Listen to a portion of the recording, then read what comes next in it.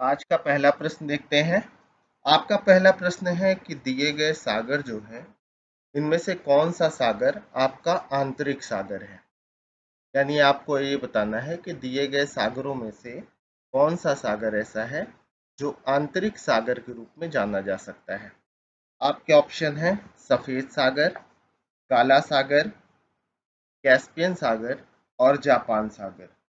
अब सामान्य सी प्रक्रिया है कि अगर हम बात कर रहे हैं कि आंतरिक सागर क्या होता है, यानी एक ऐसा सागर जो पूरी तरीके से लैंड लॉक्ड हो, ऐसे सागर को हम आंतरिक सागर कह सकते हैं।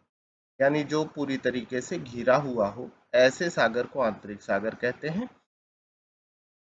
अब दिए गए सागरों में से आप आंतरिक सागर पर जाएंगे तो आप सभी लोग जानते हैं कि कैस्पियन सागर जो है एक आंतरिक सागर है, क्योंकि इसका जुड़ाव या किसी भी अन्य चीजों से इसका जुड़ाव नहीं है, अन्य किसी वाटर बॉडी रीजन से इसका जुड़ाव नहीं है, तो इसी को आंतरिक सागर माना जाएगा। तो आपका ऑप्शन हो जाएगा सी, यहाँ पर सी ऑप्शन आपका सही हो जाएगा। ठीक है।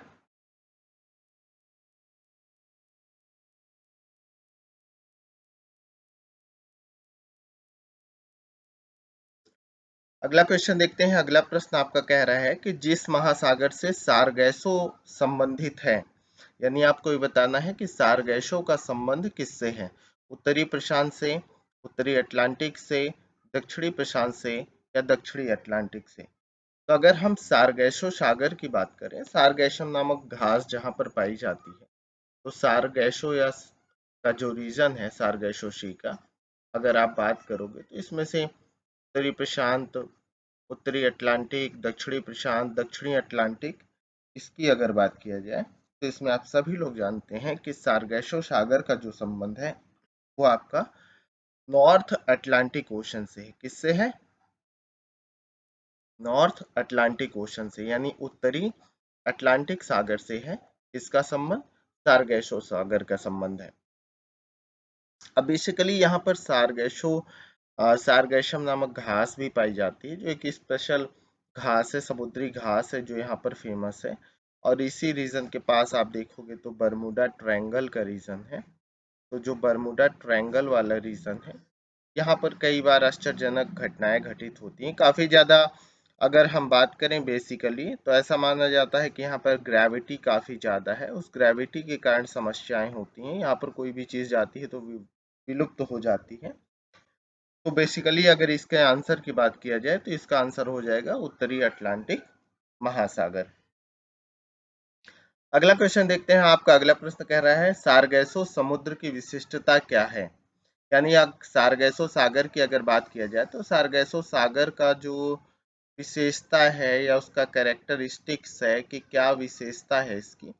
यहाँ पर ठंडा पानी है, बहुत ज़्यादा अति गर्म पानी है, अत्यधिक लवणीय पानी है यानी सलाइन वाटर है, या विशिष्ट समुद्री वनस्पति पाई जाती है। कभी पीछे के प्रश्न में हमने डिस्कस भी किया कि यहाँ पर एक समुद्री घास पाई जाती है, समुद्री वनस्पति पाई जाती है, जो इसकी विशेषता है। अगर हम बात किया जाए तो इस रीजन की सबसे ज्यादा बड़ी विशेषता इसकी घास का रीजन है, तो ये जरूर ध्यान रखिएगा। तो यही आंसर हो जाएगा इसका। नेक्स्ट क्वेश्चन देखते हैं। आपका अगला प्रश्न है अधोलिखित सागर में से किसमें तट रेखा नहीं है। यानी अगर आपसे बात किया जाए तो यहाँ पर आपको ये बताना है कि तट रेखा या कोस्टल लाइन की बात करें कि निम्न में से किस में जो है कोस्टल लाइन नहीं है, ये आपको बताना है। ठीक है। आपके ऑप्शंस दिए गए हैं काला सागर, सारगैसो सागर, अजूब सागर, कैस्पियन सागर। तो आपको ये बताना है कि किस में तट रेखा नहीं है, कौन सा सागर है। तो जब ब्लैक सी की बात करेंगे तो ब्लैक सी की अगर पर्टिकुलर हम बात करते हैं तो ब्लैक सी के चारों तरफ आपको तटरेखा दिखाई देती है। अजूब सागर के भी पास तटरेखा है, कैस्पियन सागर के चारों तरफ भी घिराव है, लेकिन सारगैसो सागर के पास किसी भी प्रकार की कोई कोस्टल लाइन नहीं है, तटरेखा नहीं, क्योंकि किनारा नहीं है। बोथ साइड की अगर बात किया जाए तो यहाँ पर कोस्टल लाइंस अवेलेबल नहीं है, तो आपका आंसर हो जाएगा बी, जिसमें तटरेखा नहीं यानी सारगैसो सागर है वह।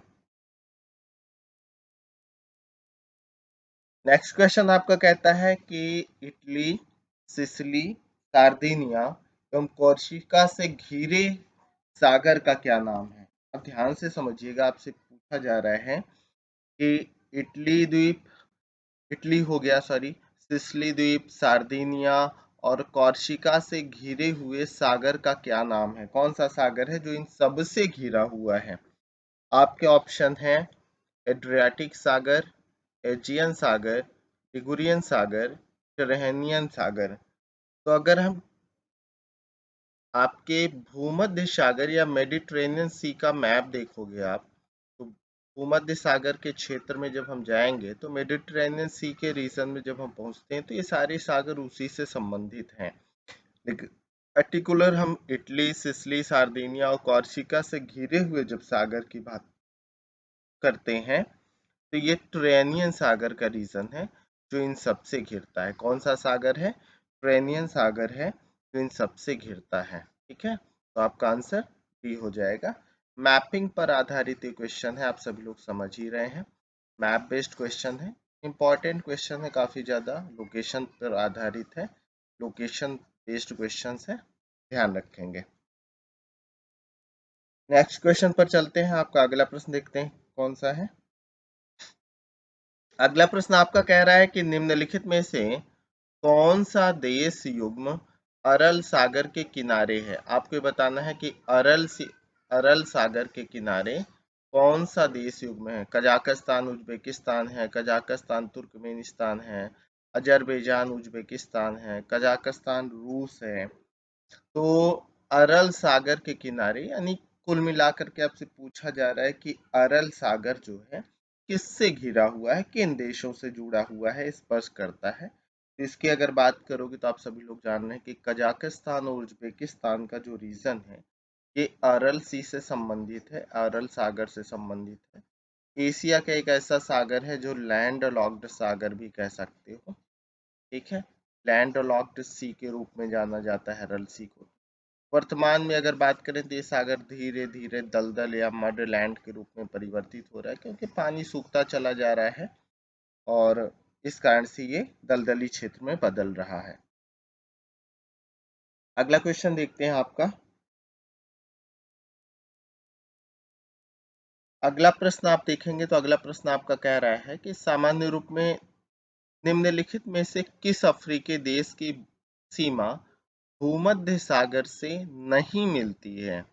आपसे पूछा जा रहा है कि अफ्रीकी देश कौन सा है, अफ्रीका का देश है जिसकी सीमा आपके भूमध्य सागर से नहीं मिलती है। आपके ऑप्शन है अल्जीरिया, चाड, मोरक्को, तुनीशिया। तो यहाँ पर अगर अल्जीरिया, चाड, मोरक्को और तुनीशिया की बात करेंगे तो यहाँ पर आप स्पष्ट रूप से जानते हैं कि चाड की सीमा जो है वो भूमध्य सागर से जुड़ी हुई नहीं है। ठीक है, इसका जुड़ाव किसी भी प्रकार से भूमध्य सागर के क्षेत्र से नहीं है। ये मध्य का देश है, उत्तर मध्य का देश है अफ्रीका का। अब आप मुझे कमेंट बॉक्स में बताइए कि चाड में कौन सी लेक स्थित है। चाड देश में अफ्रीका के कौन सी लेक या झील स्थित है, ये आप मुझे कमेंट बॉक्स में बताइएगा। ठीक है, अगले प्रश्न पर आते हैं। अगला प्रश्न क्या कह रहा है आपका। अगला प्रश्न कह रहा है कि दक्षिणी पश्चिमी एशिया का निम्नलिखित में से कौन सा एक देश भूमध्य सागर तक फैला नहीं है। सामान्य सी प्रक्रिया है कि दक्षिणी पश्चिमी एशिया का निम्नलिखित में से कौन सा एक देश भूमध्य सागर तक नहीं फैला है। आपको दक्षिणी पश्चिमी एशिया पर बताना है कि भूमध्य सागर से जुड़ाव किसका नहीं है। सीरिया का, जॉर्डन का, लेबनान का या इजराइल का। ठीक है, काफी अच्छा प्रश्न है, इंपॉर्टेंट क्वेश्चन है, ध्यान रखिएगा, क्योंकि आज के समय में भी इम्पोर्टेंट है, क्योंकि ये दक्षिण पश्चिमी एशिया का रीजन वर्तमान समय में काफी ज्यादा विवाद से घिरा हुआ है। और यहाँ पर आप कई बार देख ही रहे हैं, युद्ध की स्थिति देख ही रहे हैं कि युद्ध चल रहा है। तो इसमें अगर हम बात करें तो जो सीरिया का रीजन की अगर बात कर लें, जॉर्डन की बात कर लें, लेबनान की बात, तो इन देशों की अगर सबकी की बात कर लें, सीरिया, जॉर्डन, लेबनान और इसराइल में, तो यहाँ पर हम देखेंगे कि जॉर्डन किसी भी प्रकार से, जो जॉर्डन का रीजन है, ये मेडिटरेनियन सी से या भूमध्य सागर से कोई भी सीमा नहीं बनाता है। ठीक है, इसका किसी प्रकार से जुड़ाव नहीं है भूमध्य सागर से, तो यही आपका ऑप्शन हो जाएगा। तो बेसिकली आपको ध्यान में रखना है कि जॉर्डन यहाँ पर ऑप्शन हो जाएगा। ठीक है, अगला प्रश्न देखते हैं। अगला प्रश्न आपका क्या कह रहा है? अगला प्रश्न कह रहा है निम्नलिखित में से कौन सा सबसे गहरा सागर है? यानी सबसे गहरे सागर की बात किया जा रहा है कि सबसे गहरा सागर कौन सा है, आपको बताना है दिए गए सागरों में से।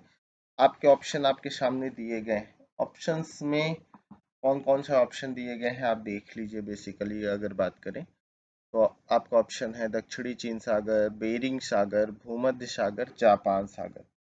तो अगर मैं बात करूं तो थोड़ा सा ये फैक्चुअल पर आधारित प्रश्न है। इसमें थोड़ा सा आपको फैक्ट जानना होगा। फैक्ट में जरूरी नहीं है कि आप एकदम गहराई जानिए, लेकिन यह कि सीक्वेंस ऑर्डर भी जान लीजिए तो अच्छा रहेगा। तो इसमें अगर हम दक्षिणी चीन सागर की बात करते हैं, साउथ चाइना सी की बात करते हैं, तो दक्षिणी चीन सागर की जो गहराई है वह लगभग 5016 मीटर के आसपास मानी जाती है। इसके अलावा बेरिंग सागर की जो गहराई है, बेरिंग सी की जो गहराई है, उसकी अगर मैं बात करूं तो 4773 मीटर के आसपास मानी जाती है। भूमध्य सागर या मेडिटेरेनियन सी की मैं बात करूं तो इसकी गहराई 4632 मीटर के आसपास मानी जाती है। जापान सागर की जो गहराई है वो 3742 के हिसाब से मापी जाती है। तो यही सीक्वेंस ऑर्डर होगा। इस सीक्वेंस ऑर्डर आप दिमाग में बिठा सकते हैं कि दिए गए सागरों में दक्षिणी चीन सागर जो है सबसे ज्यादा गहरा है, उसके बाद बेरिंग सागर, उसके बाद भूमध्य सागर, फिर जापान सागर का रीजन। ठीक है, तो ये ध्यान में आप रखेंगे।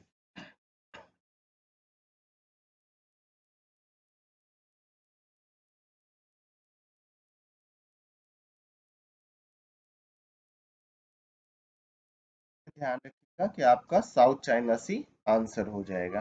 ठीक है, अगले प्रश्न पर चलते हैं। अगला क्वेश्चन देखते हैं क्या कह रहा है। अगला प्रश्न आपका कह रहा है कि निम्नलिखित युग्मों पर विचार कीजिए। एक तरफ सागर दिया है, दूसरी तरफ सागर से लगा हुआ देश दिया हुआ है, और आपसे पूछा जा रहा है कि निम्न में से कौन सा सही तरीके से मैच है, युग्म सही सुमेलित है। तो एड्रियाटिक सागर दिया हुआ है। एड्रियाटिक सागर के किनारे अगर बात किया जाए तो अल्बानिया की बात कर रहा है। एड्रियाटिक सागर के किनारे अल्बानिया है, ये आपसे बात कर रहा है। तो बिल्कुल सही है, एक नंबर एकदम सही है कि एड्रियाटिक सागर से अल्बानिया का जुड़ाव है अगर बात किया जाए तो। ठीक है, इसके अलावा काला सागर की बात कर रहा है कि काला सागर का जुड़ाव जो है क्रोएशिया से है।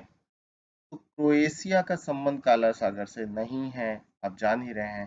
कैस्पियन सागर का जुड़ाव कजाकिस्तान से है, वो कह रहे हैं। तो अगर कैस्पियन सागर और कजाकिस्तान की बात करें तो एकदम सही है। भूमध्य सागर का जुड़ाव मोरक्को से है, चौथा ये कह रहा है कि भूमध्य सागर मोरक्को से जुड़ा हुआ है, तो ये भी एकदम सत्य है। लाल सागर पर सीरिया स्थित है।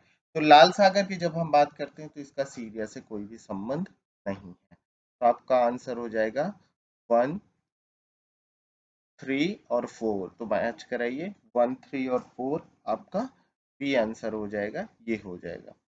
काफी अच्छा है। यानी कुल मिलाकर के यहाँ पर ये जो प्रश्न आधारित है कि कहाँ से पूछा गया है, तो वो एक तरफ वाटर बॉडी रीजन है, दूसरी तरफ आपके कंट्रीज दिया हुआ है। तो ये दोनों एक तरीके से मैच कराने थे, इसी पर आधारित है, लोकेशन बेस्ड क्वेश्चन है। अगर मैं बात करूं तो ये ध्यान रखिएगा। और ये बैक ईयर्स में आया हुआ क्वेश्चन है, यूपीएससी यानी आईएएस का आया हुआ प्रश्न है। काफी ज्यादा इंपॉर्टेंट क्वेश्चन है, यानी कि इससे आप यह भी जान सकते हैं कि इस तरह के प्रश्न महत्वपूर्ण होते हैं जो आपसे पूछे जाते हैं। तो बेसिकली ध्यान रखिएगा, काफी ज्यादा अच्छा प्रश्न है। इसके भी ये क्वेश्चन रिपीट भी कर सकता है अगर आप इस टीसीएस का एग्जाम दे रहे हैं।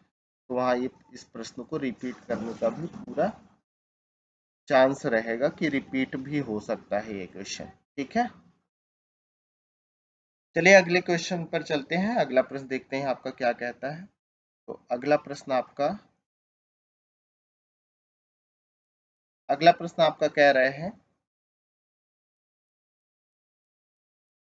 निम्नलिखित में से कौन सा देश काला सागर के तट पर स्थित नहीं है। आपसे पूछा जा रहा है कि काला सागर के तट पर कौन सा देश स्थित नहीं है। आपके ऑप्शंस हैं सीरिया, तुर्की, जॉर्जिया और बुल्गारिया। तो अगर हम काला सागर की लोकेशन देखें तो ब्लैक सी के तट के रीजन के पास आओगे तो यहाँ पर यूक्रेन, रूस, ठीक है, इसके अलावा जॉर्जिया, काला सागर की लोकेशन देखेंगे तो तुर्की यानी टर्की जिसे कहते हैं, और बुल्गारिया और रोमानिया, ये देश काला सागर से जुड़े हुए हैं। कौन कौन? यूक्रेन, रूस, जॉर्जिया, तुर्की, बुल्गारिया, रोमानिया। तो अब अगर ऑप्शन देखेंगे तो ऑप्शन में आप सीरिया भी देख रहे हैं, तो सीरिया का संबंध किसी भी प्रकार से काला सागर से नहीं है। सीरिया आपका दक्षिण पश्चिम एशिया के ग्रुप का देश है। अगर बेसिकली बात किया जाए तो वहां से संबंधित है, तो ध्यान रखिएगा इसका जुड़ाव किसी भी प्रकार से काला सागर से नहीं। ठीक है, अगले प्रश्न पर चलते हैं। उम्मीद कर रहा हूँ सारी चीजें बेहतर लग रही होंगी आपके एग्जाम के पॉइंट ऑफ व्यू से। सारे क्वेश्चंस इंपॉर्टेंट हैं, तो बेसिकली ध्यान से सारा वीडियो देख लीजिएगा। अगर आप देख रहे हैं अच्छे से रिवाइज कर लीजिएगा। रिवीजन करने के बाद 2-3 बार रिवाइज कर लीजिएगा, दिमाग में आपकी बैठ जाएगा। साथ में अगर बात करें तो वीडियो को शेयर करना, लाइक करना बिल्कुल ना भूलिएगा। कमेंट बॉक्स में कमेंट जरूर करिएगा। चैनल से अगर नए हैं जुड़ने के लिए चैनल को सब्सक्राइब करिएगा। आपका अगला प्रश्न देखते हैं कि निम्नलिखित कारकों पर विचार कीजिए। काफी अच्छा महत्वपूर्ण प्रश्न है, इंपॉर्टेंट क्वेश्चन है, जो आपके समझ पर आधारित है। अगर बेसिकली मैं बात करूं तो ये सॉरी आपके अंडरस्टैंडिंग पावर पर आधारित क्वेश्चन है। क्वेश्चन क्या कह रहा है? क्वेश्चन कह रहा है कि निम्नलिखित कारकों पर विचार कीजिए और विचार करने के उपरांत उपर्युक्त में से कौन से ऐसे कारक हैं जो महासागरीय धाराओं को प्रभावित करते हैं। यानी कुल बात यह है कि ओशन करंट पर इफेक्ट्स डालने वाले कौन कौन से फैक्ट्स हैं या कारक हैं जो प्रभावित करते हैं, तो वो आपको बताना है। ठीक है, तो पहला पूछ रहा है पृथ्वी का आवर्तन काल। ठीक है, दूसरा ये कह रहा है वायु दाब और हवा, तीसरा महासागरीय जल का घनत्व, और पृथ्वी का परिक्रमण। ठीक है, पृथ्वी का आवर्तन की अगर बात किया जाए, ठीक है, आवर्तन से तात्पर्य हुआ कि जो पृथ्वी अपने किसी भी स्थान पर अपने एक्सिस पर जो रोटेशन करती है उसकी बात किया जा रहा है। एक्सिस रोटेशन है, ठीक है, बेसिकली आप ध्यान रखिएगा ये एक्सिस रोटेशन है। एयर प्रेशर और विंड की बात आप जान ही रहे हैं, और महासागर के जल के ओशन डेंसिटी की अगर बात किया जाए वो आप जान ही रहे हैं। पृथ्वी का परिक्रमण का ये मतलब हुआ कि जो आपके सूर्य के चारों तरफ परिक्रमा करती है पृथ्वी, वो इससे संबंधित। तो आप बात करेंगे, जब हम महासागरीय जल धाराओं की बात करेंगे तो पृथ्वी अपनी एक्सिस पर जब घूमती है तो उस कारण इस महासागर के धाराओं की उत्पत्ति प्रभावित होती ही है, ये आप जानते हैं, तो ये एकदम सही है। वायु दाब और यानी एयर प्रेशर और विंड का इफेक्ट आपके महासागरीय जल धाराओं पर है ही, ओशन करंट पर, ये भी सच है। जल की डेंसिटी मैंने क्लास में भी आप लोगों को पर्टिकुलर कई बार बताया है कि जब हम घनत्व की बात करते हैं तो आपको ये पता है कि डेंसिटी का सीधे सही इफेक्ट पड़ता है, क्योंकि जब डेंसिटी बढ़ेगी तो वाटर लेवल अपने आप डाउन होगा। वाटर लेवल डाउन होगा तो दूसरी तरफ जहाँ डेंसिटी कम होगी वहाँ वाटर लेवल इंक्रीज होगा और एक जलधारा का जन्म हो जाएगा। तो ये पूरी तरीके से ये भी प्रभावित करता है, लेकिन सूर्य के चारों तरफ परिक्रमण का बहुत ज्यादा इस पर असर नहीं है। तो 4 ऑप्शन को आप निग्लेक्ट भी कर सकते हैं। इस बेस पर अगर बात करेंगे तो 1 2 3 इसका आंसर हो जाएगा। तो 1 2 3 ये आंसर है, तो यही आपका आंसर हो जाएगा। बेसिकली आप ध्यान रखेंगे। नेक्स्ट क्वेश्चन देखते हैं, आपका अगला प्रश्न क्या है। अगला प्रश्न क्या, अगला प्रश्न देखते हैं। अगला प्रश्न भी जलधारा से ही संबंधित है। कह रहा है निम्नलिखित कथनों पर विचार कीजिए और कौन से वक्तव्य सही हैं ये आपको बताना है। तो पहला कह रहा है महासागरीय धाराएं महासागर में जल का मंद भूपृष्ठ संचलन होती है। यानी अगर बात किया जाए पर्टिकुलर, तो यहाँ पर ये कहा जा रहा है कि जो जलधारा है, तो जलधारा एक तरीके से जो जल है उसका संचलन होता है, यानी वो जो चलता है, उसकी एक धारा बनती है, उसका जो करंट बनता है, उसी के बारे में कह रहा है। तो एकदम सच है, सही बात है कि वाटर ही है जो रन करता है। दूसरा कह रहा है, दूसरा कथन क्या कहता है, महासागरीय धाराएं पृथ्वी का ताप संतुलन बनाए रखने में सहायक होती हैं। तो निश्चित सी बात है, आप जान रहे हैं कि जहां पर तापमान कम है, हमने गर्म जलधारा और ठंडी जलधारा पढ़ा है, तो टेम्परेचर को ये बैलेंस करने का भी काम करती हैं। तो ये भी सच है। हो सकता है आप गलत कर देते, लेकिन ये सच सच कथन है। अगला अगर बात करी जाए नेक्स्ट क्वेश्चन की, नेक्स्ट कथन की, स्टेटमेंट की, तो कह रहा है महासागरीय धाराएं मुख्यतः सनातन पवन द्वारा चलायमान होती है। तो आपको पता ही है कि प्रिवेलिंग विंड्स का इन पर प्रभाव होता ही है। प्रिवेलिंग विंड सबसे ज्यादा इफेक्ट डालती हैं। ये भी कथन सत्य है।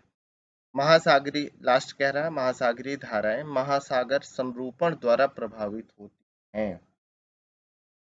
अब हो सकता है कि लास्ट कथन आपको समझ में ना आए, लेकिन आप समझिए कि महासागरीय धाराओं की जब हम बात करते हैं, तो पृथ्वी, पवन और पृथ्वी की परिभ्रमण गति के साथ साथ इसका जो संरूपण है, यानी जो रूप है महासागर का, जो स्ट्रक्चर है, यानी स्ट्रक्चर में अगर बात किया जाए सामान्य रूप में, तट यानी कोस्ट हो गया, कोस्ट के साथ साथ महासागर का जो स्ट्रक्चर है, स्थलाकृति है, तो ये सब भी प्रभावित करते हैं। तो संरूपण का मतलब हो गया एक तरीके से उसका जो स्ट्रक्चर है, उसका जो रूप है, तो जो रूप है वो भी पूरी तरीके से इफेक्ट डालता है।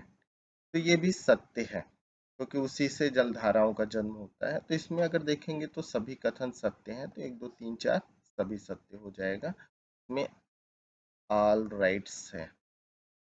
ठीक है, तो आपका डी आंसर हो जाएगा, ये ध्यान रखेंगे। अगला प्रश्न देखते हैं।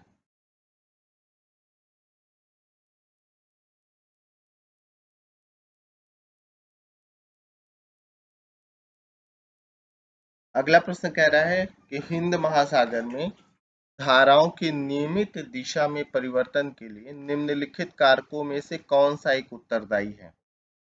यानी आपसे पूछा जा रहा है कि हिंद महासागर में जो धाराओं की दिशा होती है, यानी जो धाराओं का नियमित दिशा होती है, एक निश्चित दिशा होती है, दिशा में परिवर्तन के लिए कारकों में से कौन एक उत्तरदायी है।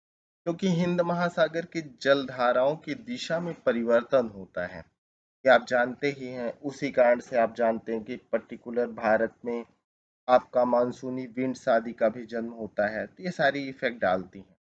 तो आप देखिए, हिंद महासागर एक अर्ध महासागर है, इस कारण से हिंद महासागर में मानसूनी प्रवाह पाया जाता है। ये तीसरा कथन कह रहे हैं हिंद महासागर एक स्थल परिबद्ध महासागर है, यानी स्थल से घिरा हुआ है। अगला है हिंद महासागर में लवणता में अपेक्षाकृत अधिक विभिन्नता पाई जाती है। तो सैलिनिटी इसका कारण नहीं है, स्थलबद्ध होना इसका कारण नहीं है, अर्ध महासागर होना इसका कारण नहीं है। मेन है मानसूनी विंड्स।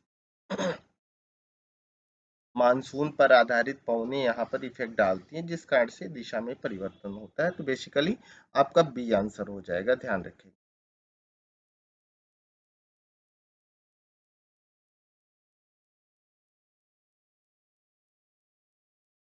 अगला प्रश्न देखते हैं, अगला प्रश्न क्या पूछ रहा है।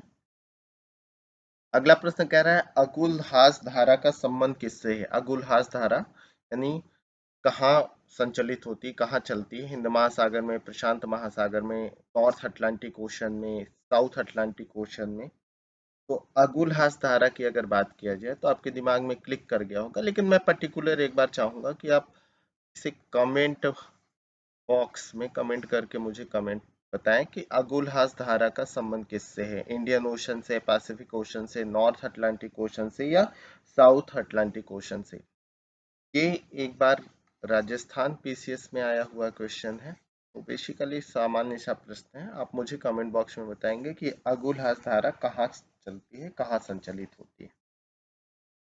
अगला प्रश्न देखते हैं। अगला प्रश्न कह रहा है निम्नलिखित में से कौन सा महासागरीय धारा हिंद महासागर से संबंधित है। हिंद महासागर से संबंधित धारा की बात किया जा रहा है। फ्लोरिडा धारा, कनारी धारा, गुलहास धारा, क्यूराइल धारा। तो आप सभी लोग जानते हैं कि जो इन धाराओं में अगर बात करें तो अगुलहास धारा का संबंध जो है आपके हिंद महासागर से, इंडियन ओशन से। अभी पीछे वाला क्वेश्चन भी इसी से रिलेटेड था। फ्लोरिडा की धारा की अगर बात किया जाए तो फ्लोरिडा के आसपास प्रवाहित होती है। कैनारी धारा, क्यूराइल धारा। तो बाकी अन्य जलधाराओं की लोकेशन आप मुझे कमेंट बॉक्स में बताइए कि अन्य जलधाराओं का संबंध किस महासागर से है, किस ओशन से है अन्य जलधाराओं का संबंध, आप मुझे कमेंट बॉक्स में बताइएगा। ठीक है। चलिए अगले प्रश्न पर चलते हैं। अगला प्रश्न आपका कह रहा है निम्नलिखित में से कौन शीत महासागर धारा यानी अधोलिखित में से कौन सी शीत महासागर धारा नहीं है, पूछ रहा है, यानी कौन सी कोल्ड करंट नहीं है आपसे पूछा जा रहा है। आपके ऑप्शन है कनारीज, हम्बोल्ट, ओयासियो या अगुलहास धारा। तो यहाँ पर भी आप देखेंगे कि अगुलहास धारा कैसी जलधारा है, एक वार्म करंट है। कैसी जलधारा है, गर्म जलधारा है। तो अगुलहास धारा की अगर बात करें तो एक गर्म जलधारा है और इसका संबंध इंडियन ओशन से है, हिंद महासागर से, ये हमने देखा ही है। तो यही आपका आंसर हो जाएगा, आप ध्यान रखेंगे। अगला प्रश्न देखते हैं। अगला प्रश्न है उत्तरी अटलांटिक प्रवाह द्वारा सर्वाधिक लाभान्वित होने वाला देश कौन सा है। यानी आपसे पूछा जा रहा है कि नॉर्थ अटलांटिक ड्रिफ्ट की अगर हम बात करें तो आपको ये बताना है नॉर्थ अटलांटिक ड्रिफ्ट जो है ये पर्टिकुलर, इससे सर्वाधिक लाभ किस देश को होता है, प्रॉफिट किससे है। ठीक है, पोलैंड को, पुर्तगाल को, नॉर्वे को, नाइजीरिया को। तो आप मुझे कमेंट बॉक्स में बताइए कि सर्वाधिक नॉर्थ अटलांटिक ड्रिफ्ट से किसे लाभ है। ये आप मुझे कमेंट बॉक्स में बताएंगे।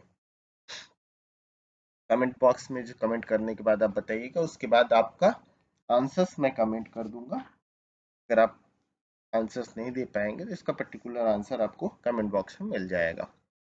नेक्स्ट क्वेश्चन देखते हैं। अगला प्रश्न आपका कह रहा है निम्नलिखित में से कौन सी दक्षिण अटलांटिक महासागर की शीतल धारा है यानी कोल्ड करेंट है। आपके ऑप्शन है कनारी धारा, बैंगुला धारा, अगुलहास धारा या ब्राजील धारा। ये आपके ऑप्शंस दिए गए हैं। तो आपको बताना है साउथ अटलांटिक ओशन की कोल्ड करंट कौन सी है, शीतल धारा कौन सी है। तो अगर हम कोल्ड करंट की बात करें वो भी साउथ अटलांटिक ओशन की, तो इसमें आप जानेंगे कि बेंगुला की जो जलधारा है ये आपकी कोल्ड करंट है और दक्षिणी अटलांटिक महासागर से संबंधित है। तो आपका बी आंसर हो जाएगा इसका, पर्टिकुलर आप सभी लोग ध्यान रखेंगे। अगला क्वेश्चन देखते हैं। अगला प्रश्न आपका कह रहा है निम्नलिखित समुद्री धाराओं में से कौन हिंद महासागर की धारा नहीं है। आपको ये बताना है हिंद महासागर की धारा कौन सी नहीं है। आपके ऑप्शन है अगुलहास धारा, मोजाम्बिक धारा, दक्षिणी हिंद महासागरीय धारा, बेंगुला धारा।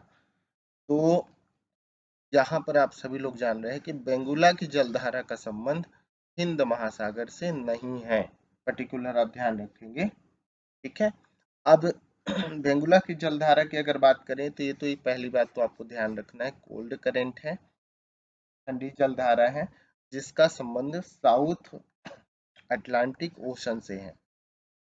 दक्षिणी अटलांटिक महासागर ये पूरब एवं अफ्रीका महाद्वीप के पश्चिमी तट के किनारे प्रवाहित होती है। ठीक है, जिसे हम बेंगुला की जलधारा के नाम से जानते हैं। अगला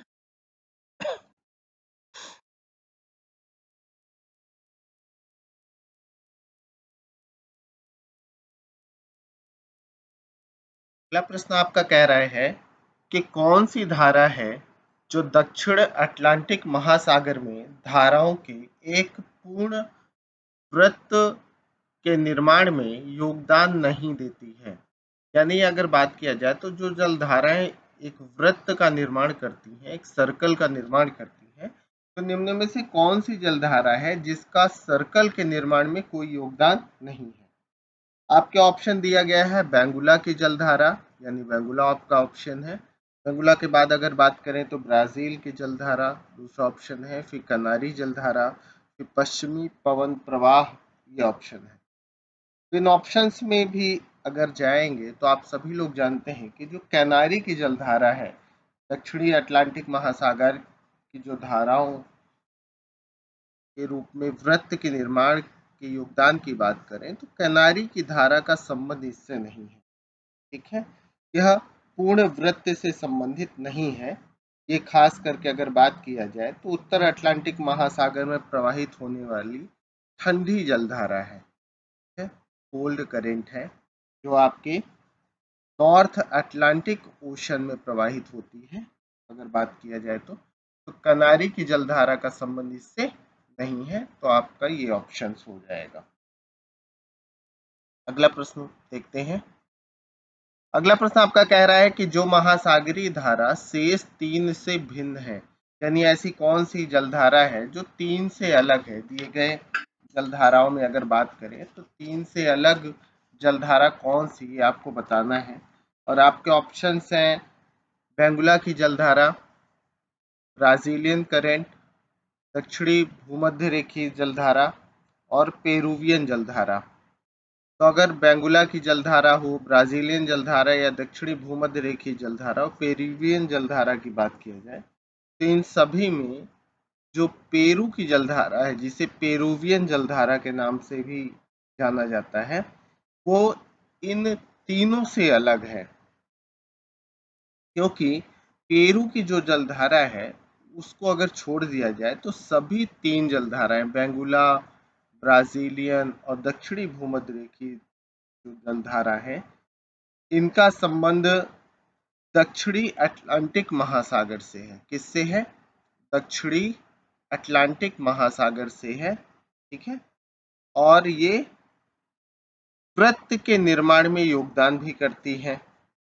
जबकि जो पेरू की जलधारा है, इसकी अगर बात किया जाए तो ये दक्षिणी पूर्वी प्रशांत महासागर की जलधारा है।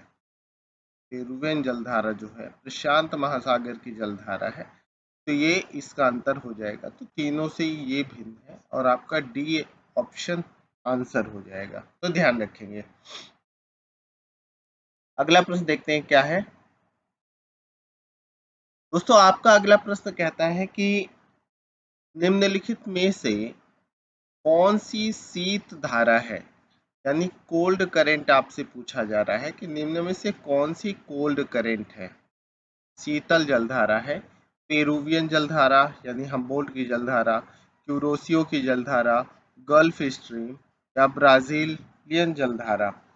तो आपको ये बताना है कि कौन सी जलधारा कोल्ड करंट है, शीत जलधारा है। यहाँ पर अगर बात करोगे तो जो हम्बोल्ट या पेरू की जलधारा है, यह आपकी कोल्ड करंट के रूप में जानी जाती है। किस रूप में जानी जाती है? कोल्ड करंट या शीत जलधारा के रूप में जाना जाता है। तो एक शीतल जलधारा है, वाटर करंट है। खास करके अगर बात किया जाए तो ये विशेष रूप से आप ध्यान रखिएगा, ये प्रशांत महासागर में प्रवाहित होने वाली शीतल जलधारा है, पेरू की जलधारा। ठीक है, ध्यान रखिए। नेक्स्ट क्वेश्चन देखते हैं।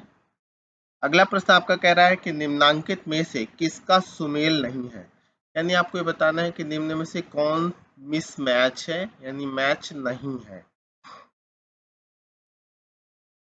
पहला है ब्राजील जलधारा, दक्षिणी अटलांटिक महासागर। दूसरा है हम्बोल्ट जलधारा, उत्तरी प्रशांत महासागर, गल्फ स्ट्रीम। उत्तरी अटलांटिक महासागर, अगुलहास धारा, हिंद महासागर की धारा। यहाँ पर आप बेसिकली ध्यान रखिएगा कि अगर इन सबको मैच कराएंगे तो ब्राजील की जलधारा का संबंध दक्षिणी अटलांटिक महासागर से है, एकदम सत्य है। अगला है गल्फ स्ट्रीम, उत्तरी अटलांटिक महासागर की जलधारा है, ये भी सही है। अगुलहास धारा का संबंध हिंद महासागर से है, ये भी सत्य है। हम्बोल्ट जलधारा की जब हम बात करें तो हम्बोल्ट जलधारा को आपको पेरुवियन जलधारा के रूप में भी जानते हैं। इसका संबंध जो है दक्षिणी प्रशांत महासागर से है। किससे है? दक्षिणी पूर्वी प्रशांत महासागर से है, ना कि उत्तरी प्रशांत महासागर से। है? ये ध्यान रखें कि दक्षिणी प्रशांत महासागर से संबंधित जलधारा है। तो बेसिकली यही आपका आंसर हो जाएगा, क्योंकि ये मिसमैच है, ये पूरी तरीके से मैच नहीं है। राइट, चलिए नेक्स्ट क्वेश्चन देखते हैं आपका अपना। आपका अगला प्रश्न है,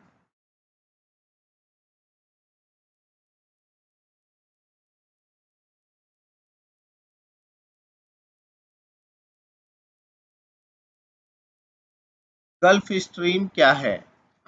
गल्फ स्ट्रीम के बारे में प्रश्न पूछा जा रहा है। आपको ये बताना है कि गल्फ स्ट्रीम है क्या। खाड़ी में एक नदी है, एक महासागरीय धारा है, जेट स्ट्रीम का दूसरा नाम है, एक धरातलीय धारा है। तो गल्फ स्ट्रीम जब खाड़ी की बात करें तो खाड़ी नहीं है, जेट स्ट्रीम से इसका कोई संबंध नहीं है, धरातल की धारा से संबंध नहीं है, एक महासागरीय जलधारा है। क्या है? ओशैनिक वाटर करंट है। तो आप बेसिकली ध्यान रखेंगे कि ओशैनिक वाटर करंट है और इसका संबंध इसी से है।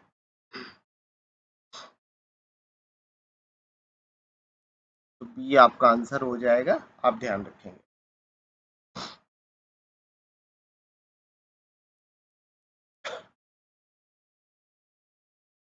अगला प्रश्न है आपका कि दिया गया जो मानचित्र है, मानचित्र में महासागरीय धाराओं का निम्नलिखित में से कौन सा एक युग में दिखाया गया है। तो आप देखेंगे तो अफ्रीका का मैप है इसमें, और अफ्रीका के मैप में अगर बात करें तो आपका पश्चिमी वेस्ट साइड दिखाया गया है, पश्चिमी साइड, जिसमें एक जलधारा ये आ रही है और एक जलधारा ये आ रही है। तो आपको दोनों को बताना है कि कौन सी जलधारा है जो इसमें दिखाई गई है। तो दोनों जलधाराओं को अगर आप देखेंगे तो पर्टिकुलर यहाँ आप ये देखेंगे कि इस रीजन के पास ये गिनी तट है, तो यहाँ पर गिनी की जलधारा हो गई। एक तो स्पष्ट रूप से गिनी जलधारा हो गई। जब गिनी जलधारा हो गई तो आप देखेंगे कि बेंगुला, फॉकलैंड, कनारी, हम्बोल्ट, ये दो ऑप्शन अपने आप क्रॉस हो जा रहे हैं। इसके बाद इसकी बात करें तो नीचे से अगर आप अफ्रीका के, साउथ अफ्रीका के पश्चिम तट से देखेंगे कि उत्तर की तरफ जाने वाली जो जलधारा है, यह बेंगुला की जलधारा कहलाती है। कौन सी जलधारा कहलाती है? बेंगुला की जलधारा के रूप में इसे जाना जाता है। तो जब ये बेंगुला की जलधारा है तो गिनी और बेंगुला ऑप्शन हो जाएगा और आपका डी आंसर सही हो जाएगा। ठीक है, इसमें से डी आपका ऑप्शन होगा जो सही। तो कई बार चित्रात्मक दृष्टि से भी प्रश्नों को पूछा जाता है। उसके पीछे कारण यह है कि जिससे आप यह जानकारी हो सके कि आपको केवल जलधारा के नाम याद नहीं है, बल्कि लोकेशन भी आपको पता है कि कौन सी जलधारा कहाँ पर प्रवाहित हो रही है। मूल रूप से यही जानने का प्रयास एग्जामिनर करता है कि आपको सटीक रूप से सही चीजें जानकारी है। अगला प्रश्न देखते हैं। अगला प्रश्न कह रहा है कि सूची 1 को सूची 2 से सुमेलित कीजिए। यानी आपको लिस्ट 1 को लिस्ट 2 से मैच कराना है। गल्फ स्ट्रीम, पश्चिमी वायु प्रवाह, पेरू धारा, पश्चिमी ऑस्ट्रेलियाई धारा, और इधर ऑप्शन है आपके प्रशांत महासागर, पश्चिमी वायु के क्षेत्र को ऊपर पूरब की ओर चलने वाली धीमी धारा, हिंद महासागर और गर्म धारा। तो सबसे पहले मैच कराइए। अगर मैच कराएंगे तो आप देखेंगे कि जब हम गल्फ स्ट्रीम की बात करते हैं, बेसिकली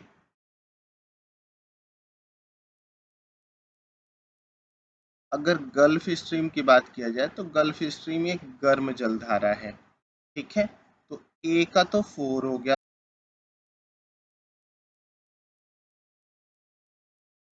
पर्टिकुलर यहाँ पर जब आप ए का 4 करेंगे तो आप देख रहे हैं कि बी ऑप्शन क्रॉस हो जा रहा है और डी ऑप्शन क्रॉस हो जा रहा है। ए का तो 4 हो गया। अब पश्चिमी वायु प्रवाह वेस्ट विंड ड्रिफ्ट की बात कर रहा है। जब आप पश्चिमी प्रवाह की बात करेंगे तो ये ऑप्शन दिया हुआ है, पश्चिमी वायु के क्षेत्र के ऊपर पूरब की ओर चलने वाली एक धीमी जलधारा जो पूरी तरीके से लंबे रूप से प्रवाहित होती है। तो यहाँ जब आप मैच कराएंगे तो बी का मैच हो जाएगा, अगर बात किया जाए 2, ये आपका मैच हो गया, तो बी का हो गया 2। ठीक है, इसके बाद पेरू की जलधारा की बात किया जाए तो पेरू की जलधारा का संबंध अभी हमने पीछे भी देखा है कि प्रशांत महासागर से है, तो सी का 1 हो गया। और पश्चिमी ऑस्ट्रेलियाई जलधारा हिंद महासागर की जलधारा है, तो डी का 3 हो गया। अब मैच करा दीजिए, ए का 4, बी का 2, सी का 1 और डी का 3, तो ये ऑप्शन हो जाएगा, इसमें ए आपका आंसर हो जाएगा बेसिकली, ध्यान रखेंगे।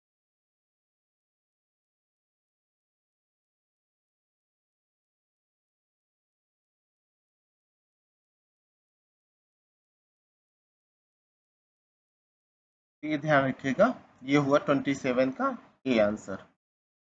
अगला प्रश्न देखते हैं, आपका नेक्स्ट क्वेश्चन कह रहा है कि विषुवतीय प्रतिधाराओं यानी इक्वेटोरियल काउंटर करंट की बात कर रहा है, विषुवतीय प्रतिधाराओं के पूर्वाभिमुख प्रवाह की व्याख्या कीजिए। यहाँ पर व्याख्या करना है, ये थोड़ा सा मिसमैच है तो ध्यान रखिएगा। ये कह रहा है कि व्याख्या करना है, कि आप बताइए व्याख्या किससे होती है। इक्वेटोरियल काउंटर करंट की बात की जा रही है, ध्यान रखिएगा। ठीक है, पृथ्वी का अपने अक्ष पर घूर्णन, दो विषुवतीय धाराओं का अभिसरण यानी कन्वर्जेंस, और जल की लवणता में अंतर, विषुवत वृत्त के प्रशांत मेखला बेल्ट ऑफ काम का होना। तो पृथ्वी का अपने अक्ष पर घूर्णन के कारण इसका जन्म नहीं होता है इक्वेटोरियल, जल की लवणता में अंतर के कारण इसका जन्म नहीं होता है, विषुवत वृत्त के पास प्रशांत मेखला आदि इसके कारण भी जन्म नहीं होता।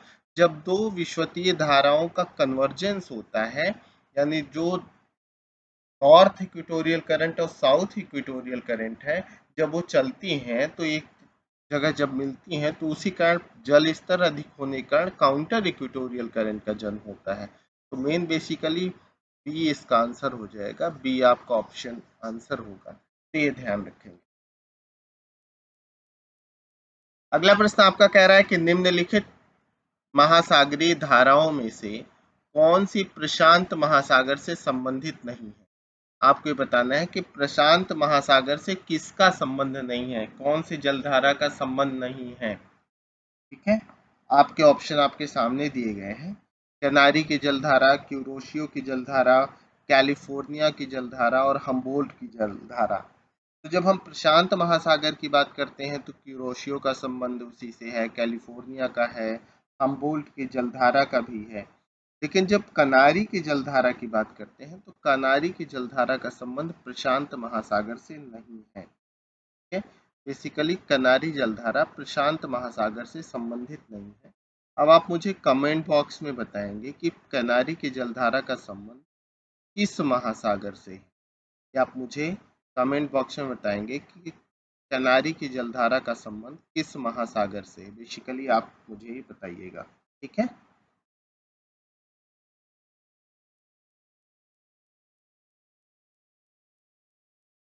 आपका अगला प्रश्न है, निम्नलिखित में से कौन गर्म धारा है। आपको बताना है बेसिकली कि कौन सी जलधारा ऐसी है जो गर्म जलधारा के रूप में जानी जाती है, वो आपको बताना है।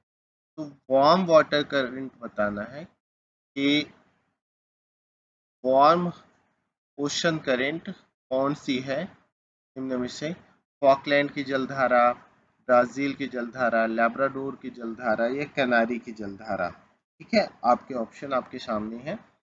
तो गर्म जलधारा की जब हम बात करते हैं तो आप ये जानते हैं कि फॉकलैंड की जलधारा एक ठंडी जलधारा के रूप में जानी जाती है। ठीक है। लैब्राडोर की जलधारा एक कोल्ड करेंट है, ये भी। कैनारी की जलधारा एक कोल्ड करेंट है। बची ब्राजील की जलधारा। तो ब्राजील की जलधारा का संबंध वार्म करंट से, जो विषुवत रेखा से ब्राजील के तट के सहारे दक्षिण की तरफ जाती है, एक गर्म जलधारा है, ध्यान रखेंगे। तो ये आप ध्यान रखिएगा कि कौन सी जलधारा गर्म जलधारा है। आपके ब्राजील की जलधारा एक गर्म जलधारा के रूप में जानी जाती है, राइट। तो ये बेसिकली आप सभी लोग ध्यान रखें।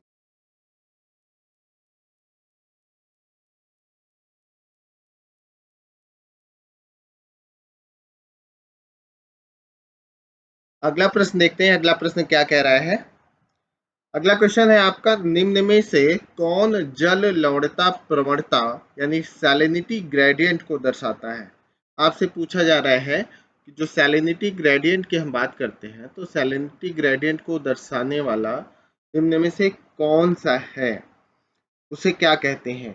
थर्मोक्लाइन, हेलोक्लाइन, पाइक्नोक्लाइन, इसके अलावा केमोक्लाइन। तो आपको ये बताना है कि कौन है जो लवणता प्रवणता को यानी जल की लवणता प्रवणता को दिखाता है, यानी सैलिनिटी ग्रेडियंट को दिखाता है। तो आप सभी लोग यह जानिएगा कि पर्टिकुलर अगर हम बात करते हैं महासागर की यानी ओशन की बात करते हैं, तो महासागर का कोई भी क्षेत्र यानी वह क्षेत्र जहां गहराई के साथ साथ लवणता तीव्र गति से बढ़ती है, यानी जैसे जैसे गहराई बढ़ती जाती है, डेप्थ बढ़ती जाती है, तो गहराई बढ़ने के साथ साथ लवणता में तीव्र वृद्धि होती है। में लवणता में तीव्र वृद्धि होती है। तो जल लवणता प्रवणता को दर्शाने वाला जो लाइन होती है, उसे हेलोक्लाइन कहा जाता है। क्या कहा जाता है? हेलोक्लाइन कहा जाता है। ठीक है, तो ये ध्यान रखेंगे कि इसे हेलोक्लाइन कहा जाता है। महत्वपूर्ण क्वेश्चन है, इंपॉर्टेंट है, तो जरूर आप ध्यान रखेंगे। इंपॉर्टेंट क्वेश्चन है ये। हेलोक्लाइन के रूप में उसे जाना जाता है।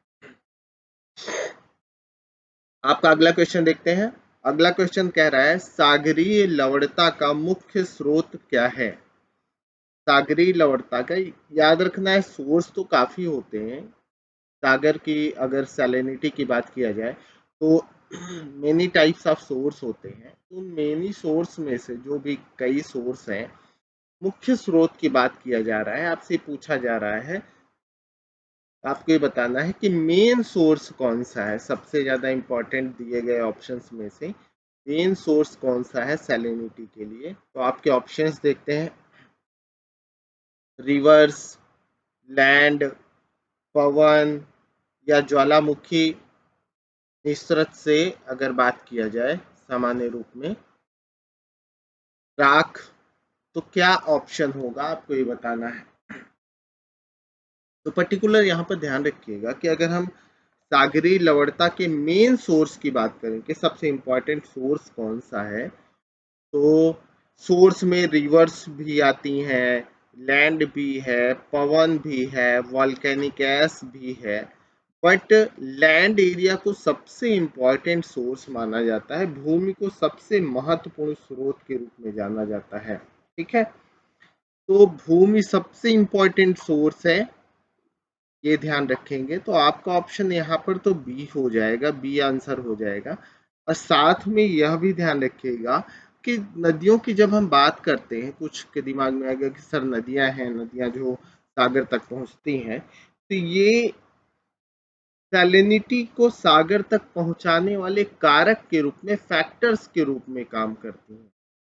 सैलिनिटी को सागर तक पहुंचाने में यानी रीच वहां तक उपलब्ध कराने में, वहां तक पहुंचाने में एक फैक्टर के रूप में काम करती हैं रिवर्स। ठीक है, क्योंकि ज्यादातर नदियों का अगर हम देखते हैं तो अगर वो ग्लेशियर से निकलने वाली नदियां हैं तो उनका वाटर फ्रेश होता है, फ्रेश वाटर होता है, धीरे धीरे वो सैलाइन होती है, तो सैलिनिटी को वहां तक ले जाने का काम करती है।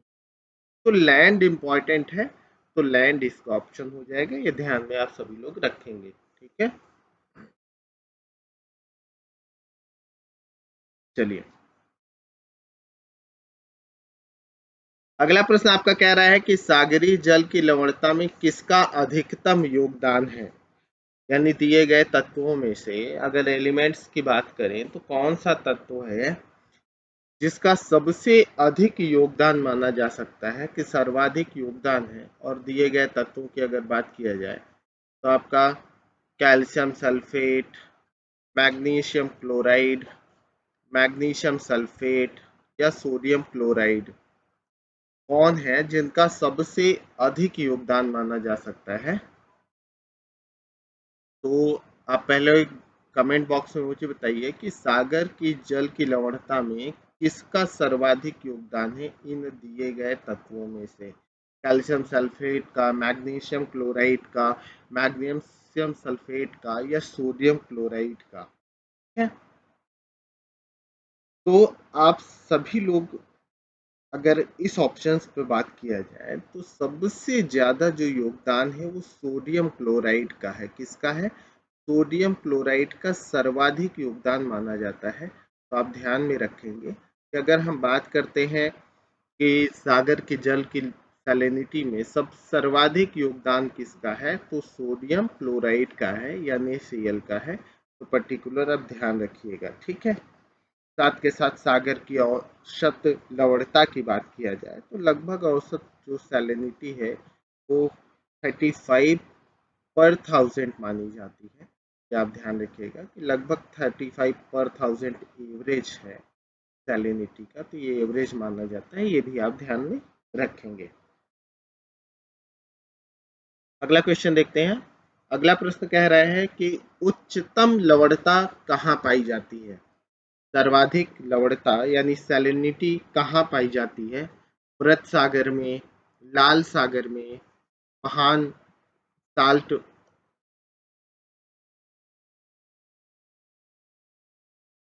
ग्रेट साल्ट लेक में यूएसए के, वान झील तुर्की के। तो कहाँ पर सर्वाधिक लवणता पाई जाती है ये आपको इसमें बताना है कि सर्वाधिक सैलिनिटी कहाँ पर पाई जाती है।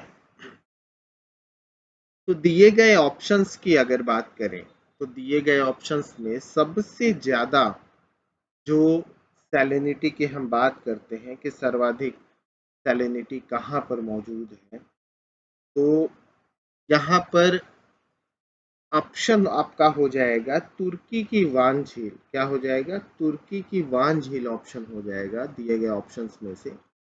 वो इसलिए क्योंकि तुर्की की वान झील में जो सैलिनिटी है वो 330 पर थाउजेंड पाई जाती है। कितना? 330 पर थाउजेंड पाई जाती है। तो ये ध्यान रखिएगा, आप कहीं नोट डाउन भी कर सकते हैं।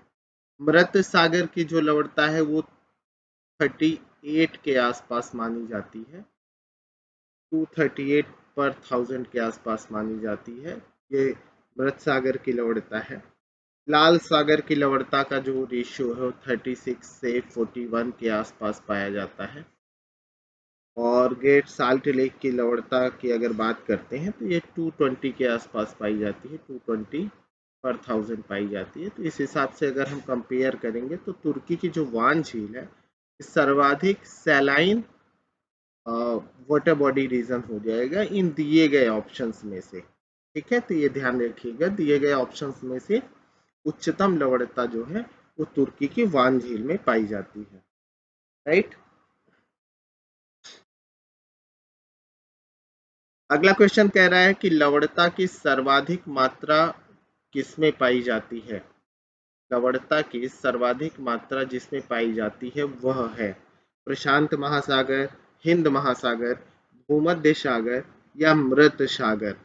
अब सीधी सी बात है, इसमें अगर आप देखा जाए तो सबसे छोटा जो ऑप्शन है वो मृत सागर का रीजन ही है। और अभी हमने पीछे देखा है कि मृत सागर में जो सैलिनिटी है वो 238 पर थाउजेंड है, यानी 238 पार्टिकल्स पाया जाता है 1000 में से। तो यही ऑप्शन हो जाएगा, मृत सागर ही ऑप्शन हो जाएगा कि दिए गए ऑप्शंस में से सर्वाधिक सैलिनिटी, सर्वाधिक सैलाइन अगर कोई वाटर बॉडी रीजन है तो वो डेड सी हो जाएगा, ना कि प्रशांत महासागर, हिंद महासागर, भूमध्य सागर। क्योंकि इन सब में ज़्यादा से ज़्यादा अगर बात करें तो 34 से लेकर के 39 तक वेरिएशन है इन सागरों में, तो बहुत ही कम है 34 से 39 तक।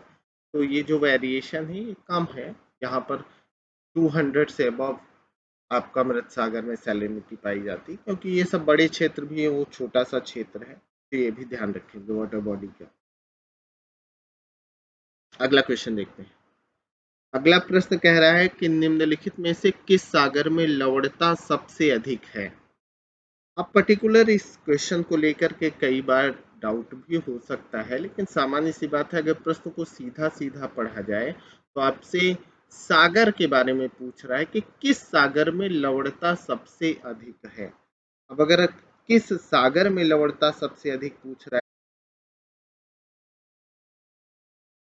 यहाँ पर आपसे किस सागर में सर्वाधिक सैलिनिटी पूछ रहा है कि किस सागर में सर्वाधिक लवणता है। तो अगर सैलिनिटी की बात किया जाए तो सर्वाधिक लवणी सागर की अगर बात किया जाए, यानी सर्वाधिक सैलाइन सागर की बात किया जाए, तो वो लाल सागर हो जाएगा।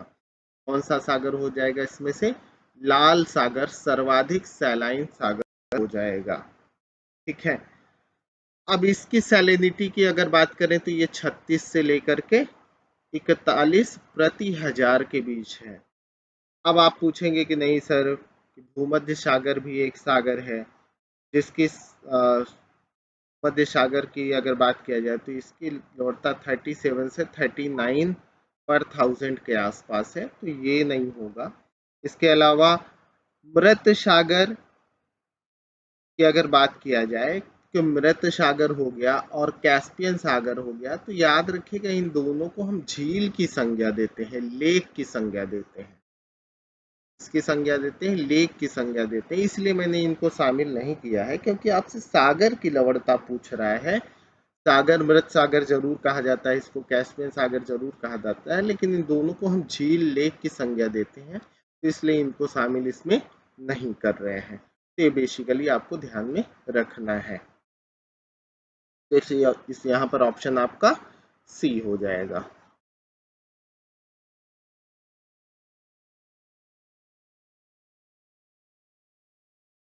तो यहाँ पर ये ध्यान में रखना है आप लोगों को कि इसमें ऑप्शन लाल सागर हो जाएगा। अब होता है कि कई बार हम प्रश्न को ध्यान से पढ़ते नहीं हैं और मृत सागर लगा देते, तो सामान्य रूप में मृत सागर आपका सर्वाधिक सैलाइन तो है, आपका उस बेसिस पर सही होता, लेकिन ऊपर सागर पूछा जा रहा है, तो अगर केवल सागर को इंडिकेट किया जाए तो मृत सागर और कैस्पियन सागर के साथ सागर तो जुड़ा हुआ है, लेकिन हम उसे जब क्योंकि हम झील की संज्ञा देते हैं तो इसलिए वो आंसर गलत हो जाता। तो बेसिकली आपको कई बार प्रश्नों को ध्यान से पढ़ना है फिर आंसर देना है। ठीक है,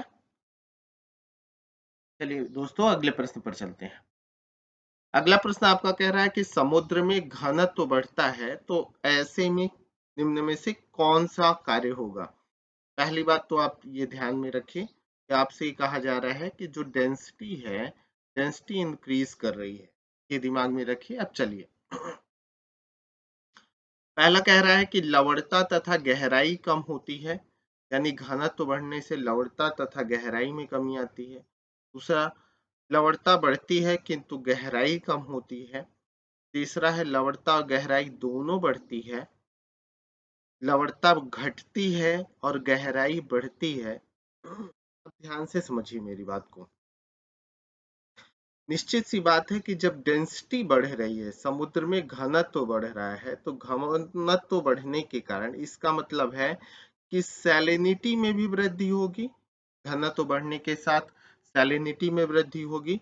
अब सैलिनिटी यानी लवणता में वृद्धि हो रही है। अब जब लवणता में वृद्धि होगी तो निश्चित सी बात है कि उसकी जो डेप्थ होगी, जो गहराई होगी, वो डेप्थ में कमी आएगी, क्योंकि डेप्थ में कमी होगी तभी तो इवेपोरेशन की प्रक्रिया होगी, वाष्पीकरण होगा, और जब वाष्पीकरण होगा तो निश्चित सी बात है कि डेंसिटी में वृद्धि होगी, सैलिनिटी में वृद्धि होगी, और गहराई जो है वो कम होगी।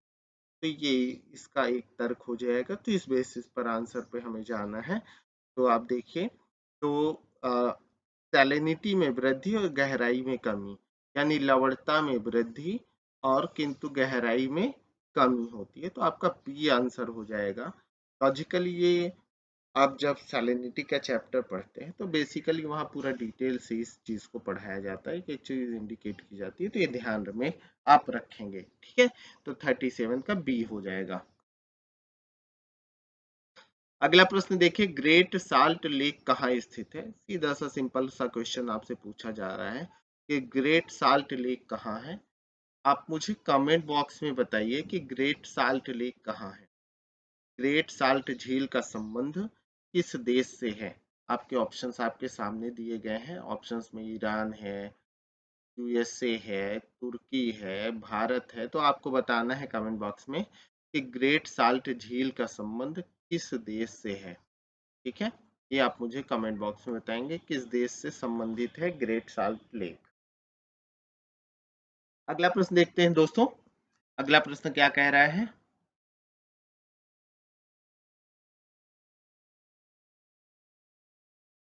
अगला प्रश्न आपका कह रहा है कि अरब सागर के पानी का औसतन खारापन कितना है।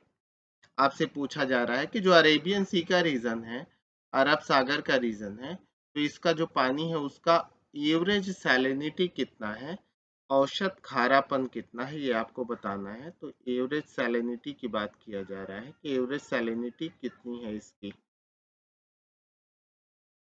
ठीक है, तो औसत खारापन की अगर बात कर लें तो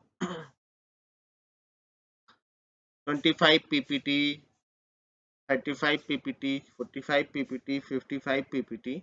तो अरब सागर के अगर औसत खारापन की हम बात कर लें तो याद रखिएगा 35 पार्टिकल्स पर थाउजेंड है, यानी 35 प्रति हजार इसकी औसत खारापन है। तो ये ध्यान रखिएगा। ठीक है, क्योंकि सामान्य रूप में हिंद महासागर में 0 डिग्री से लेकर के 10 डिग्री अक्षांशों के मध्य जो है औसत लवणता 35.14 प्रति थाउजेंड के आसपास पाई जाती है। तो ये ध्यान रखिएगा। तो 35 हो गया, तो 35 इसमें ऑप्शन हो जाएगा।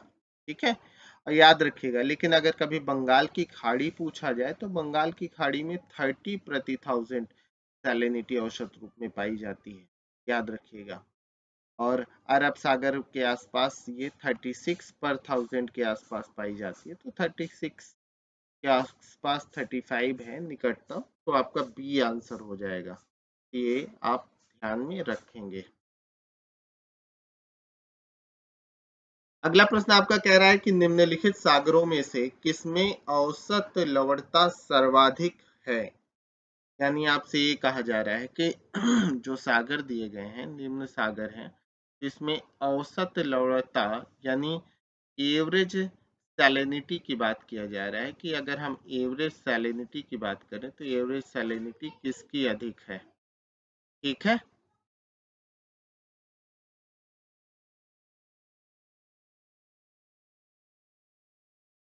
तो आपको बताना है निम्नलिखित सागरों में से किसमें औसत लवणता सर्वाधिक पाई जाती है। आपका ऑप्शन है काला सागर, पीला सागर, भूमध्य सागर, मृत सागर। तो अगर औसत लवणता सर्वाधिक की बात किया जाए तो मृत सागर में सर्वाधिक औसत लवणता पाई जाती है। किसमें?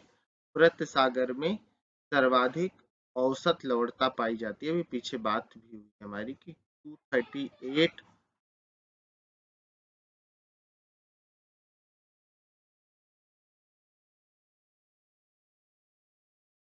ये यहाँ पर ध्यान रखिएगा कि मृत सागर हो जाएगा इसका आंसर। तो आपका डी ऑप्शन आंसर हो जाएगा, ये ध्यान में रखिएगा। अगला क्वेश्चन देखते हैं। अगला प्रश्न क्या कह रहा है आपका। अगला प्रश्न कह रहा है महासागर में ज्वार भाटा की उत्पत्ति के क्या कारण है।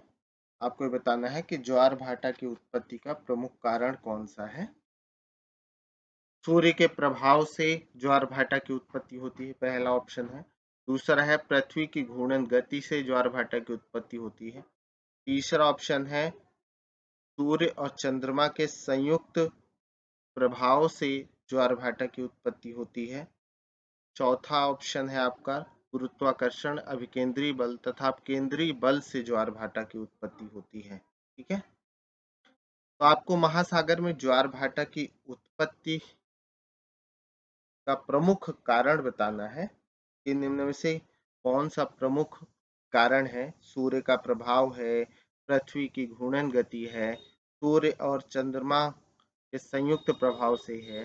तीसरा कह रहा है गुरुत्वाकर्षण बल, अभिकेंद्रीय बल तथा अपकेंद्रीय बल से। तो आप याद रखिएगा कि सामान्य रूप में ज्वार भाटा को प्रभावित करने वाले तो कई कारण हैं, लेकिन उत्पत्ति के कारण की अगर हम बात करते हैं तो उसमें ग्रेविटी का रोल, अभिकेंद्रीय बल का रोल, यानी अगर बात किया जाए तो सेंट्रीपेटल फोर्स और सेंट्रीफ्यूगल फोर्स का योगदान सर्वाधिक माना जाता है। तो मेन रीजन ये है, तो इसलिए यहाँ पर आपका डी आंसर हो जाएगा। कौन सा आंसर हो जाएगा? डी आंसर हो जाएगा कि ज्वार भाटा की उत्पत्ति के कारण में आपका गुरुत्वाकर्षण बल, अभिकेंद्रीय बल और अपकेंद्रीय बलों को प्रमुख रूप से माना जाता है कि ये सबसे प्रमुख कारण है, प्रमुख उत्पत्ति के कारण है। इसके अलावा अन्य फैक्टर तो काम करते ही हैं, लेकिन सबसे सर्वाधिक प्रमुख कारण डी ऑप्शन आपका माना जाएगा। अगला प्रश्न आपका कह रहा है कि महासागरों और समुद्रों में ज्वार भाटाएं किसके कारण होती हैं? सेम की तरह रिपीट कर रहा है कि महासागर और समुद्रों में ज्वार भाटा की अगर बात किया जाए तो ज्वार भाटा की किसके कारण होता है ये आपको बताना है। सूर्य के गुरुत्वीय बल के कारण, चंद्रमा के गुरुत्वीय बल के कारण, पृथ्वी का अपकेंद्रीय बल के कारण आपको ये चूज करना है। तो अब अगर कई ऑप्शन चूज करने हैं और आपके ये सभी दिए गए हैं तो सामान्य रूप में आप जानते हैं कि ज्वार भाटा की उत्पत्ति के पीछे सूर्य का गुरुत्वाकर्षण बल भी कार्य करता है, चंद्रमा का गुरुत्वाकर्षण बल भी कार्य करता है, पृथ्वी का अपकेंद्रीय बल भी काम करता है यानी सेंट्रीफ्यूगल फोर्स भी काम करता है। तो इस प्रकार से तीनों ऑप्शन हो जाएगा। तो यहाँ पर ऑल ऑफ द अबव दिया हुआ है, ये सभी दिया हुआ है आंसर, तो डी आंसर हो जाएगा इसमें। तो इसमें डी आपका ऑप्शन हो जाएगा। अगला प्रश्न आपका कह रहा है कि अप्रत्यक्ष उच्च ज्वार उत्पन्न होने का कारण क्या है? इनडायरेक्ट हाई टाइड्स की बात कर रहा है, अप्रत्यक्ष उच्च ज्वार की बात कर रहा है, ये ध्यान रखिएगा। यहाँ पर इनडायरेक्ट हाई टाइड्स की बात किया जा रहा है। तो अप्रत्यक्ष उच्च ज्वार की अगर बात किया जाए, आपके ऑप्शन है चंद्रमा का गुरुत्वाकर्षण बल, सूर्य का गुरुत्वाकर्षण बल, पृथ्वी का अपकेंद्रीय बल और पृथ्वी का गुरुत्वाकर्षण बल। तो ये तो सब डायरेक्ट टाइड्स के लिए उत्तरदायी हैं। पृथ्वी का अपकेंद्रीय बल जो है वो अगर बात किया जाए तो ये अप्रत्यक्ष ज्वार के लिए उत्तरदायी होता है, उच्च ज्वार के लिए। तो यहाँ सेंट्रीफ्यूगल फोर्स हो जाएगा, याद रखिएगा, पृथ्वी का अपकेंद्रीय बल ऑप्शन हो जाएगा। बेसिकली दिमाग में बिठा लीजिए जितना आप सभी लोग इस बात को, ठीक है। चलिए अगला प्रश्न देखते हैं आपका। अगला प्रश्न कह रहा है कि कथन ए लघु ज्वार भाटाओं के समय उच्च ज्वार सामान्य से निम्नतर तथा निम्न ज्वार सामान्य से उच्चतर होता है। कारण कह रहा है कि लघु ज्वार भाटा बृहत ज्वार भाटा के विपरीत पूर्ण चंद्र के स्थान पर नौ चंद्र के समय होता है, आपसे कह रहा है। तो यहाँ पर ध्यान से पढ़िए। सबसे पहले अगर बात किया जाए तो कथन एक को पढ़ते हैं। कथन ये कह रहा है कि लघु ज्वार भाटाओं के समय, जब छोटे ज्वार भाटा होते हैं उस समय उच्च ज्वार सामान्य से निम्नतर तथा निम्न ज्वार सामान्य से उच्चतर होता है। लघु ज्वार भाटाओं के समय एकदम सही बात है, ये पूरी तरीके से सत्य है। तो आपका कथन तो सत्य है। कारण देखें, कारण कह रहा है कि लघु ज्वार भाटा बृहद ज्वार भाटा के विपरीत पूर्ण चंद्र के स्थान पर नौ चंद्र के समय होता है। तो ये पूरी तरीके से गलत है, ये गलत आपका कारण दिया हुआ है, रीजन गलत दिया हुआ है, ठीक है। क्योंकि लघु ज्वार भाटाओं के समय अगर बात किया जाए तो उच्च ज्वार सामान्य से 20% निम्नतर होता है तथा निम्न ज्वार सामान्य से उच्चतर होता है। तो कथन तो हमारा सही हो गया। लेकिन लघु ज्वार भाटा अगर बात करें तो बृहद ज्वार के विपरीत पूर्ण चंद्र या नव चंद्र को नहीं बल्कि शुक्ल पक्ष तथा कृष्ण पक्ष की सप्तमी या अष्टमी को आता है। याद रखिएगा, शुक्ल पक्ष या कृष्ण पक्ष की सप्तमी या अष्टमी को आता है, तो इसलिए ये गलत हो जाएगा, तो ये गलत है। तो ए सही है, आर गलत है, इसी पर सी ऑप्शन आपका सही हो जाएगा। तो सी आंसर इसका हो जाएगा, ध्यान में रखना है आप सभी को। अगला प्रश्न देखते हैं। अगला प्रश्न कह रहा है कि दिए गए रेखा चित्र में दिखाई गई निम्नलिखित स्थितियों में से किस एक में समुद्र ज्वार की ऊंचाई अधिकतम होती है। आपको एक चित्र दिया गया है और इसमें आपको बताना है कि M1, M2, M3 में, M4 में से कहाँ पर ज्वार की ऊंचाई अधिकतम होगी। तो निश्चित सी बात है, चंद्रमा की स्थिति है, ये सूर्य की स्थिति है, ठीक है, और ये पृथ्वी की कक्षा है सामान्य रूप में। तो अगर हम बात करें तो जब दोनों यानी तीनों एक सीध में होंगे तब सबसे ज्यादा यह स्थिति पैदा होगी सामान्य रूप में। तो अगर ये पृथ्वी की स्थिति है तो ये पृथ्वी है, अगर पृथ्वी की बात किया जाए, ये चंद्रमा है, ये सूर्य है, तो तीनों एक सीध में है, तो ये M4 की स्थिति हो रही है। तो M4 की स्थिति में सर्वाधिक उच्च ज्वार आएंगे, ठीक है, आपको दिखाई दे रहा है, क्योंकि लीनियर पोजीशन की हम बात करते हैं।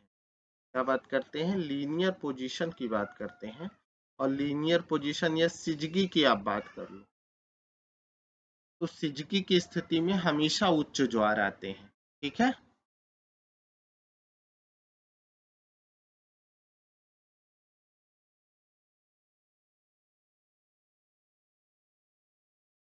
तो आप ध्यान रखेंगे, इसमें M4 ऑप्शन हो जाएगा। अगला क्वेश्चन देखते हैं। अगला प्रश्न आपका कह रहा है कि बृहद ज्वार कब आता है, यानी हाई टाइड्स की बात कर रहा है कि हाई टाइड्स कब आता है, आपको बताना है, ठीक है। आपके ऑप्शन है जब सूर्य पृथ्वी तथा चंद्रमा एक सीधी रेखा पर हो, जब सूर्य तथा चंद्रमा समकोण बनाते हैं, जब तेज हवा चल रही हो, जब रात बहुत ठंडी हो। तो अभी जस्ट पीछे मैंने बात किया कि सिजगी की पोजीशन होती है, ठीक है। तो जो सिजगी की पोजीशन होती है, सिजगी की पोजीशन में ही हाई टाइड्स आते हैं। तो सिजगी की पोजीशन क्या है, लीनियर पोजीशन क्या है, जब सूर्य, पृथ्वी, अच्छा चंद्रमा एक सीधी रेखा पे होते हैं तब हाई टाइड्स आते हैं। तो सिजगी की स्थिति में ही हाई टाइड्स आते हैं, आपको ध्यान रखना है। सिजगी की जो स्थिति है यानी लीनियर पोजीशन, जब सूर्य, चंद्रमा और पृथ्वी एक सीधी रेखा में हो तभी उच्च ज्वार आएंगे, ठीक है। तो ये ऑप्शन हो जाएगा, आपका आंसर हो जाएगा। अगला प्रश्न देखते हैं। अगला प्रश्न आपका कह रहा है कि महासागर में ऊंची जल तरंगे कैसी होती। दोस्तों आपसे पूछा जा रहा है कि महासागर में ऊंची जल तरंगे कैसे होती हैं, यानी जो उच्च ज्वार की स्थिति होती है सामान्य रूप में, बस उसी को पूछ रहा है। ऊंची तरंगे क्यों उठती हैं? भूकंप के कारण, सूर्य से, तारों से, चंद्रमा से। तो हम आप जानते हैं कि सूर्य और चंद्रमा दोनों का प्रभाव सामान्य रूप में टाइड्स पर पड़ता है, तरंगों पर पड़ता है, लेकिन चंद्रमा हमारे नजदीक ज्यादा है तो चंद्रमा का प्रभाव ज्यादा रहता है। तो इसका अत्यधिक प्रभाव होने के कारण हम ऑप्शन चंद्रमा चूज करेंगे, क्योंकि पृथ्वी के नजदीक चंद्रमा है और फिर सूर्य काफी दूरी पर है। सूर्य का प्रभाव तो है, लेकिन यह कि चंद्रमा नजदीक है इसलिए इसका प्रभाव ज्यादा है, इसलिए चंद्रमा ऑप्शन चूज करेंगे, ठीक है, ये ध्यान रखिएगा। अगला प्रश्न आपको कह रहा है कि एक तरफ महासागरीय गर्त दिया है, दूसरी तरफ स्थान दिया है, सूची एक को सूची दो से मैच कराना है। तो एक तरफ दिया हुआ है एल्यूशियन गर्त, करमेडेक गर्त और सुंडा गर्त, एस सैंडविच गर्त। दूसरी तरफ आपके ऑप्शन है हिंद महासागर, उत्तरी प्रशांत महासागर और दक्षिणी प्रशांत महासागर, दक्षिणी अंध महासागर। तो यहाँ पर सबसे पहले आप ये मुझे बताइए कि अगर हम बात कर रहे हैं अल्यूशियन गर्त, अल्यूशियन खाई की, तो अल्यूशियन गर्त का या ट्रेंच का संबंध किससे है? तो आप सीधे से ऑप्शन लगाएंगे कि अल्यूशियन ट्रेंच जो है उत्तरी प्रशांत महासागर से में स्थित है। तो आपका बी, ए का 2 ऑप्शन हो जाएगा। क्या हो जाएगा? ए का 2 ऑप्शन हो जाएगा। इसके बाद करमेडेक गर्त की बात करें तो कर्मेडेक गर्त जो है दक्षिणी प्रशांत महासागर से संबंधित है, तो आपका बी का 3 हो जाएगा। तो ए का 2 और बी का 3, तो सीधी अगर ये दो आपको पता है तो आपका आंसर तो आ जा रहा है। लेकिन इसके बाद भी गौर करिए, इसके बाद सुंडागर्त की बात कर लें, तो सुंडागर्त का संबंध आपके हिंद महासागर में, यानी सी का 1। तो अगर आप सी का 1 भी चूज करते तो दो ऑप्शन आपके क्रॉस हो जाते, तो बचते। इसके बाद एस सैंडविच गर्त की बात करें, तो एस सैंडविच यानी साउथ सैंडविच गर्त की या ट्रेंच की बात कर लें, तो ये दक्षिणी अटलांटिक महासागर यानी अंध महासागर से बिलोंग करता है। तो डी का 4। तो अगर आप या सी डी, तो बेसिकली आप सभी लोग ध्यान रखेंगे कि डायमेंटीना ट्रेंच जो है हिंद महासागर से संबंधित है। और यहाँ पर हम डायमेंटीना ट्रेंच की बात करें तो ये हिंद महासागर यानी इंडियन ओशन में स्थित एक गहरा गर्त है, जो हिंद महासागर के दक्षिण पूर्व बेसिन में ऑस्ट्रेलिया से लगभग पर्थ से 1100 किलोमीटर दक्षिण पश्चिम में स्थित है। एक गहरा गर्त है। तो ये बेसिकली आप सभी लोग ध्यान रखिएगा। इसके अलावा अगर आप सभी लोग चैनल में नए हैं, पहली बार वीडियो देख रहे हैं, तो इस वीडियो की सारी सीरीज आप देख सकते हैं। इसके अलावा चैनल से जुड़ने के लिए चैनल को सब्सक्राइब करिएगा, बेल आइकन क्लिक करिएगा, साथ में कमेंट बॉक्स में कमेंट जरूर करिए, वीडियो को लाइक करिए, शेयर करिए और जुड़े रहिए मेरे साथ। ठीक है, नए वीडियो के साथ फिर मिलते हैं, तब तक के लिए have a good day, bye bye दोस्तों।